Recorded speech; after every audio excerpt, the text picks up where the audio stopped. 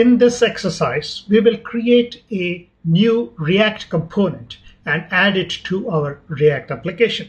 We'll also see how we can make use of certain React Strap components to design the view of our React component, and then we'll see how we can make use of the React component in our React application.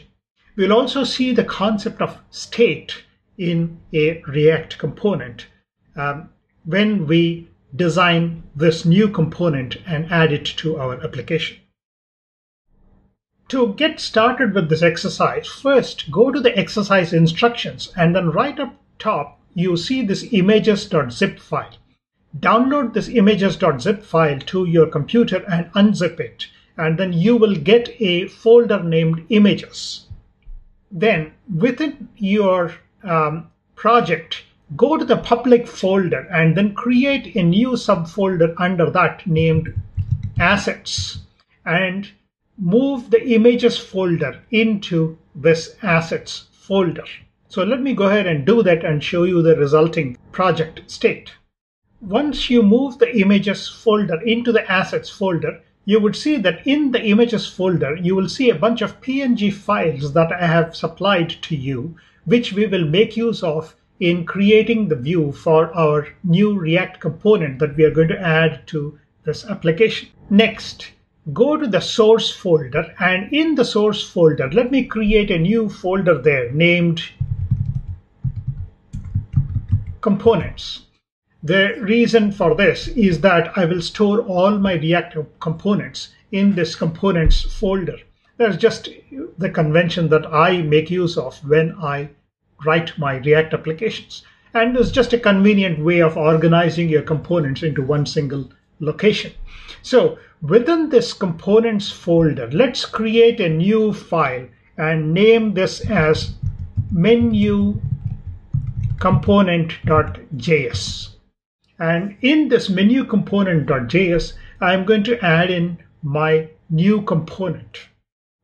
To add in the new component in here, let me first import React and then also import component from React,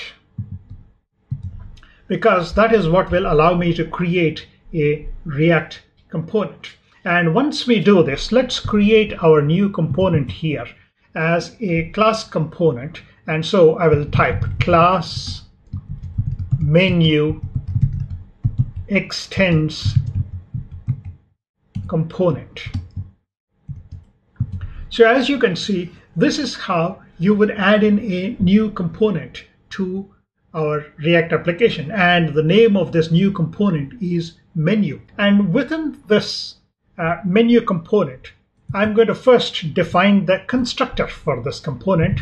So we'll define the constructor, and this constructor gets a parameter called props. We'll look at props in more detail in the next exercise, but within this constructor props, I need to supply this props to my superclass. So I say super props here, and this is required whenever you define a class component. Furthermore, any component in React, a class component, should implement this method called render, which will return the corresponding view for this component. So inside this render method, I need to return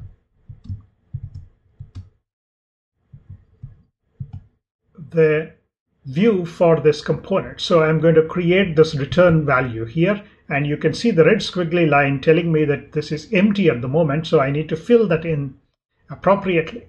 Also, when you create the component, don't forget to export the component from this file, because we would need to import this component wherever we want to make use of it within our application.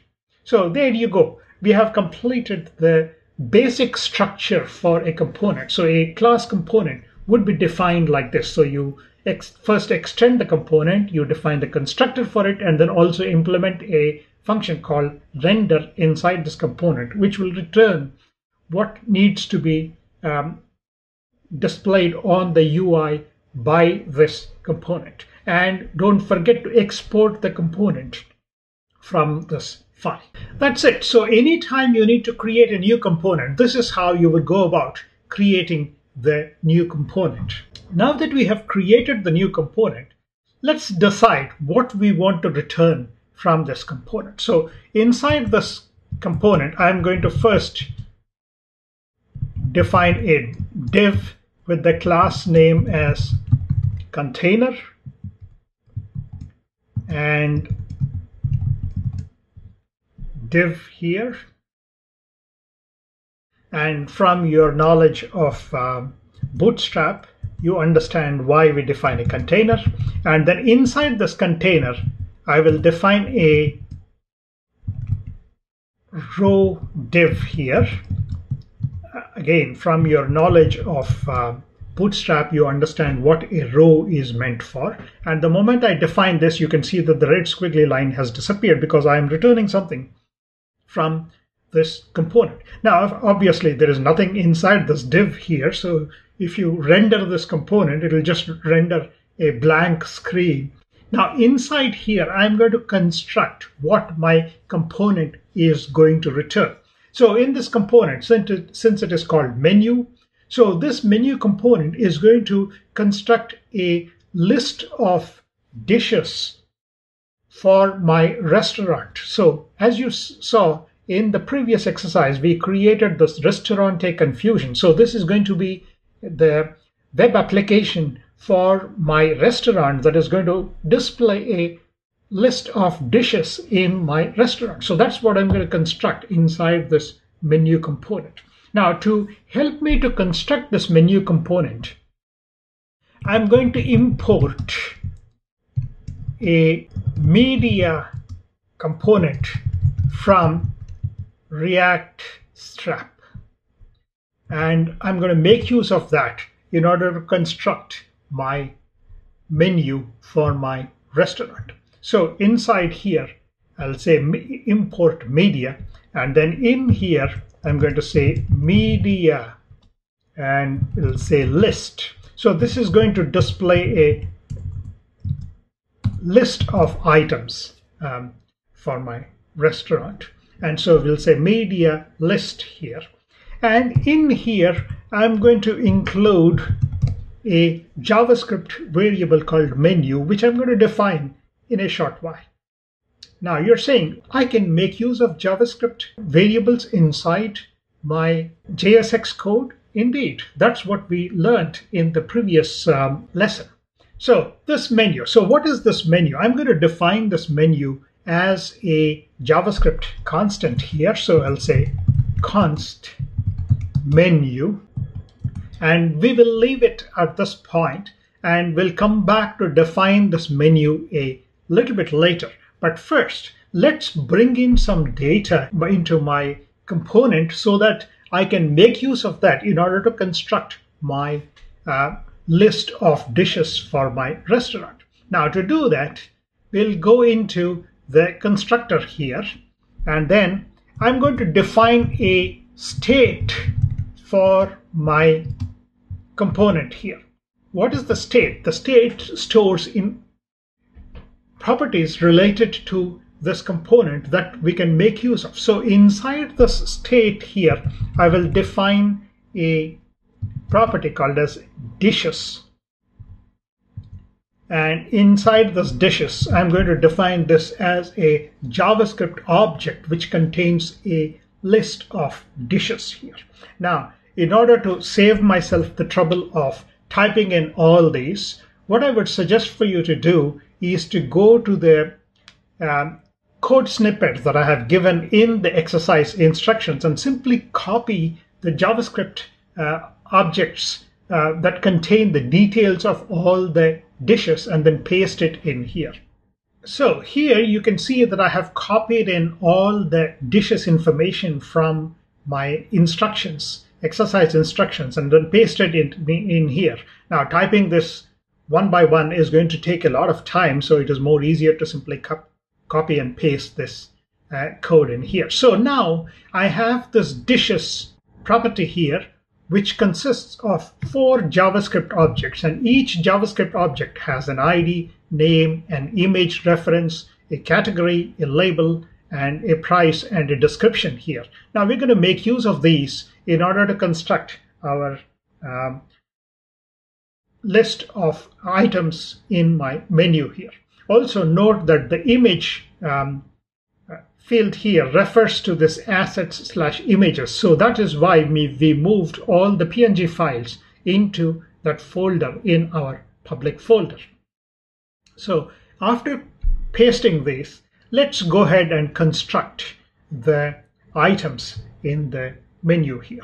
So now all that we are left is to make use of these list of dishes that are given here and then construct the menu here.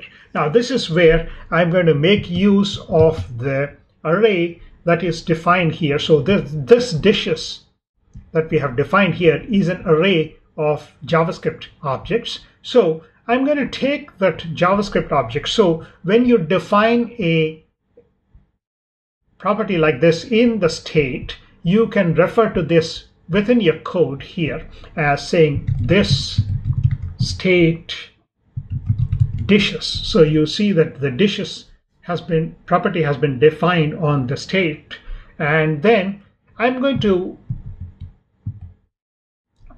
iterate over all the items in my dishes array. So that is where I use the JavaScript map operator, and then I will map that into a list of items here.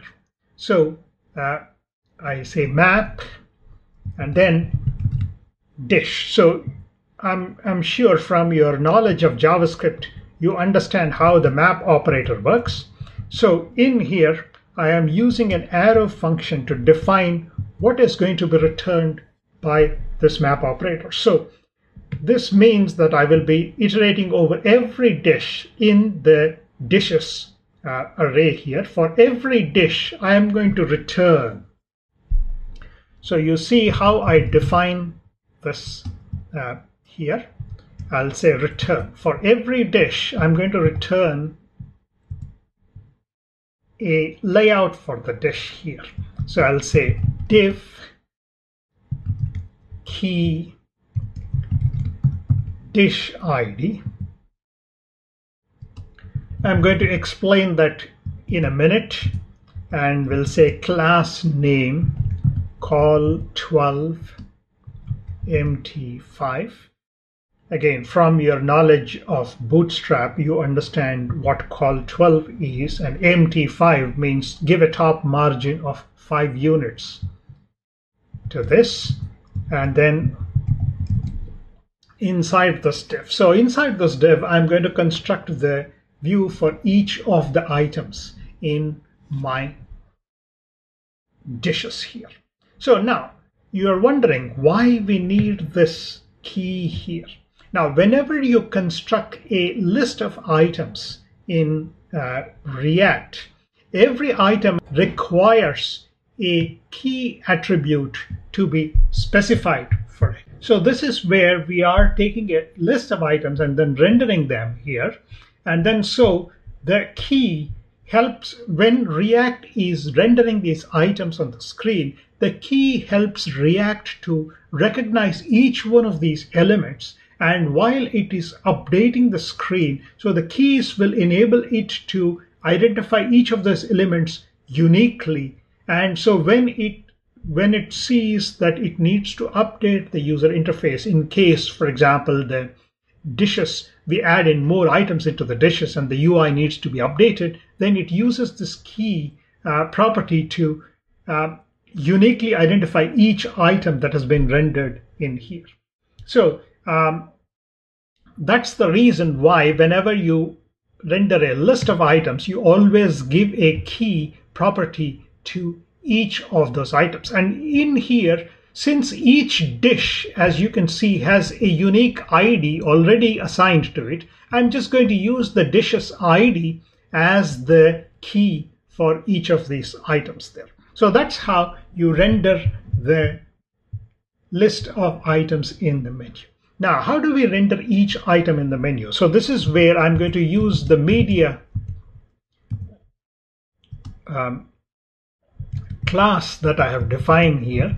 So again, if you read the React Stop documentation on how to use the media class, so this is how we make use of the media class. So we'll say media tag li. So the tag li says that each of these is going to act as a list item here. And notice that here I have already specified this as a media list. So that displays a list of items here. So when I say tag li, and in here I can go ahead and lay out my items. So I'm going to make use of media left middle.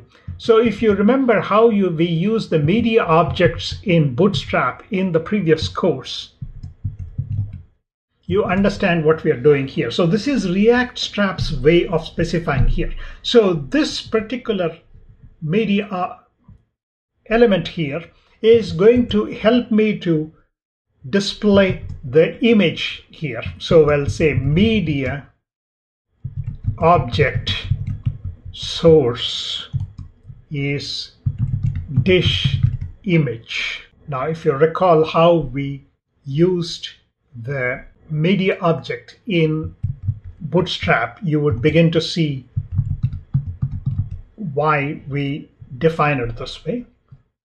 And then we'll close this off because this is a self-closing tag here. So I'm just going to do a self-closing of the tag because this is just displaying just this particular image here.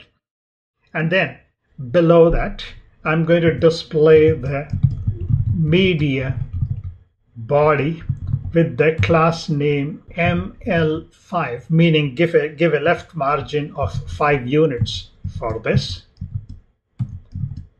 And in here, we'll go in and display the media as media heading. And we'll say dish name. Now, when you see how this is laid out, it'll become more clear to you why I am defining this object like that, media dish image. And then also down below, we'll say P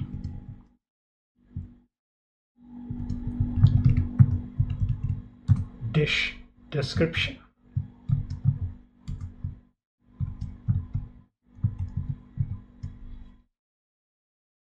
There you go. So now you see how I have constructed this div and returning this div from inside this menu constant. So here you can see that in here I am laying out each and every dish by using this media object here. And so in here I'm showing the dish image, I'm showing the name of the dish as a heading and the dish description down below here. Now it'll become very clear to you how this is actually shown when we look at what is rendered on the UI in a minute. So this essentially ends up constructing a list of items and then returns that, and then this particular JavaScript variable I am using in here to define my media list. So whatever is returned by this is going to be used in the media list to render a list of dishes from my menu component. So that completes the structuring of my menu component. Now, how do we make use of this menu component? Now, to make use of this menu component, we'll go into app.js, and in app.js, I'm going to import menu from components menu component. That's it. Now my menu React component that I have just created now becomes available within my app component. Now if I want to make use of the app component inside my menu component, all that I need to do is go down here and then simply say menu with a self-closing tag, and that's it.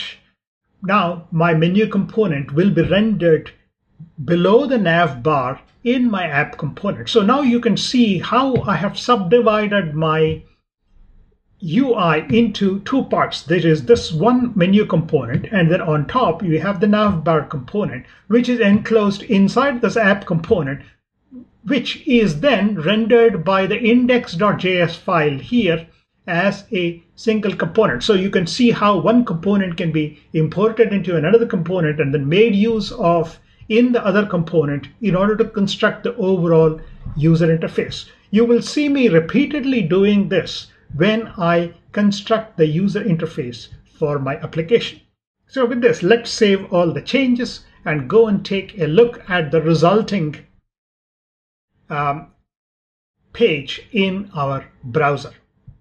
Now, going to the browser, you can now see how my menu component has allowed me to construct a list of items, list of dishes, and then display them in here as shown here. Again, I notice that this thing is centered. The reason it is centered is because we are applying some CSS classes to the app.js file. So I'm going to go ahead and remove those, and then we'll see that the menu will be rendered more appropriately.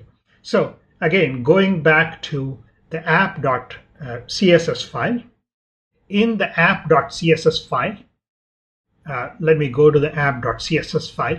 I am not going to be using any of these CSS classes in my React application. So I'm just going to delete all of these and then remove them from my app.css file, which also means that I go to app.js and then this class doesn't exist. So I'm going to remove that also from my app.js and then save the changes.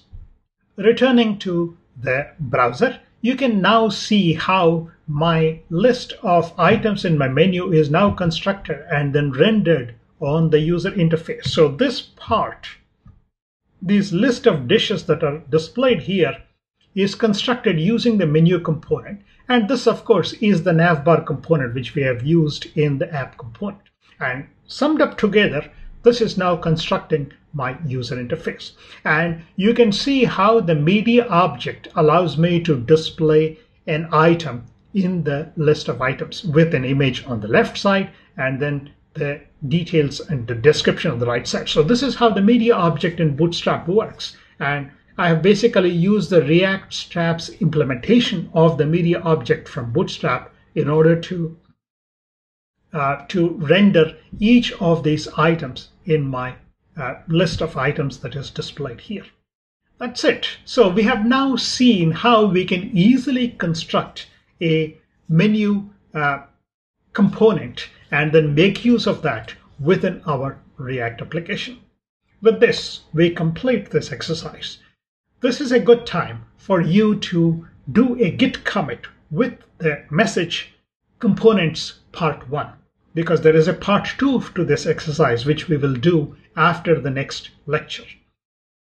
In this exercise, we have seen how easy it is for us to add our own component into our React application and then construct the UI of that component using several other React elements and then several other components that we imported from React Strap and then laid out their content on the screen.